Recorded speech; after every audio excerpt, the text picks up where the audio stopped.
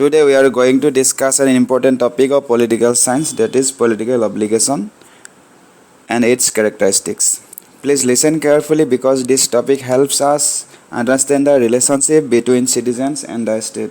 Political obligation means the moral duty of citizens to obey the laws and commands of the state. Here, the word moral duty is very important.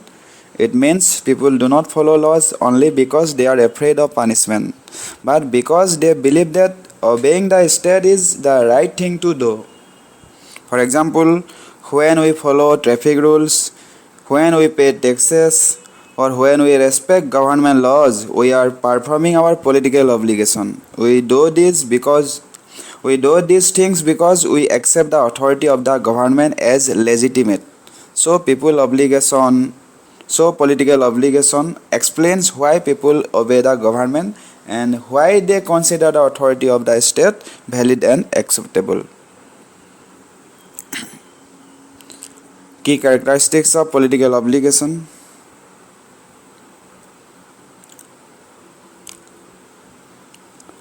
The nature of political obligation can be understood through three important characteristics: management of public affairs.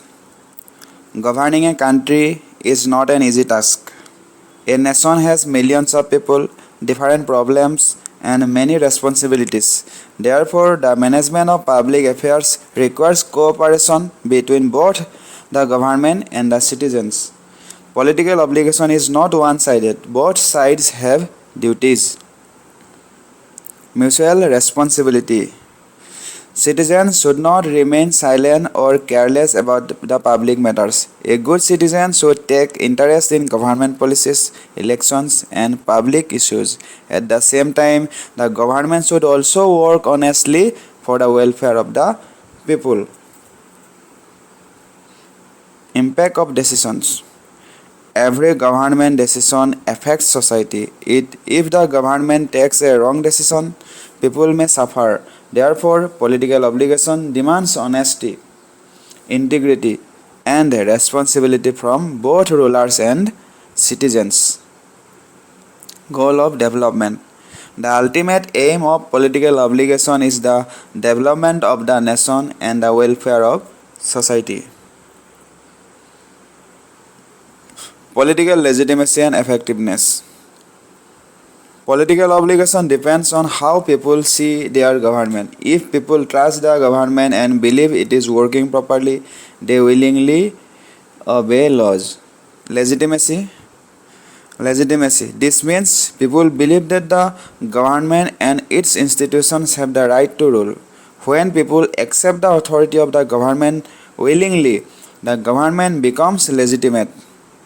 For example, electing leaders through democratic elections. Effectiveness.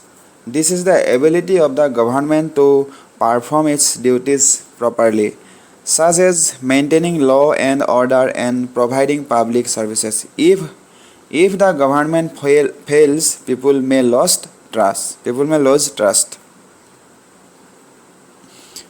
Stability. A democratic system becomes stable when people trust the government and when there is economic and social development.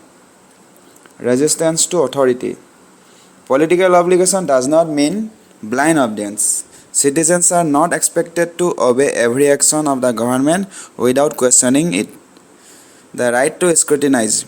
Citizens have the right to examine and criticize the actions of the government. If the government misuses power, citizens can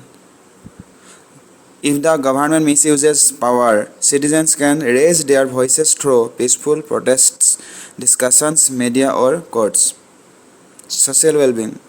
Any protest or resistance should be for the welfare of the society. It should not be based on selfish motives or violence. Systematic ability. Although resistance is a right, it should not destroy the entire system. The aim should be to reform and improve the government, not to create disorder or chaos. From this discussion, we can understand that political obligation is very important in maintaining a balance between authority and freedom. It ensures that citizens obey laws and support the state while also giving them the right to question authority whenever necessary. It is a moral responsibility that helps in maintaining law, order, stability, and development while making the government accountable to the people.